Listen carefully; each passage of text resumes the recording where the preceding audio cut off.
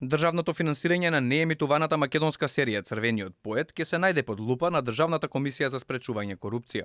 Откако Алфа ТВ обзнани дека продукцијската куќа Сектор Филм не ги оправдала народните 23 милиони денари и неколку години поред не ја емитувала серијата, па и дополнително продолжувала да добива финансии за нови проекти, е повеќе од доволна причина за антикорупционерите да го прочешлаат овој случај на следниот состанок. Значи, ние ќе ги земеме во предвид сите овие сознанија и нови состојби, ќе видиме на колегиум што може да се направи. Наша иницијатива Државниот завод Да. за ревизија направи ревизија на работењето на агенцијата. Тие во меѓувреме го разгледуваат извештајот на Државниот завод за ревизија, каде се чешлаше како агенцијата за филм ги раздавала парите на граѓаните, вклучувајќи ги филмовите на Милчо Манчевски, на кого му биле доделени милионски суми од државниот буџет, од кои само за филмот Врба Манчевски за својот режисерски ангажман си одвоил безмалку 164.000 евра надомест, додека пак за развој на сценариото себе си се платил 219.000 евра.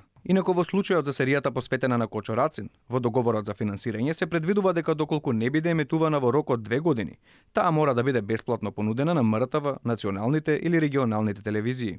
Имајќи во предвид дека 6-та година поред се чека таа да го види светлото на денот, ТВ Алфа повторпат достави барање до агенцијата за филм, во кое бара да биде доставена копија од готовата серија. Молкот од продукцијската куќа и од агенцијата за филм се погласно кажува дека причината за неемитување веројатно се крие во намерата да не се брануваат односите помеѓу Скопје и Софија, бидејќи серијата е сместена во периодот на Втората светска војна, кога Македонија била под чизмата на бугарскиот фашистички окупатор. Со долгото одовлекување и неемитувањето на серијата не само што се прекршува договорот за незино финансирање, туку и низа закони, а се прави и штета на државниот буџет.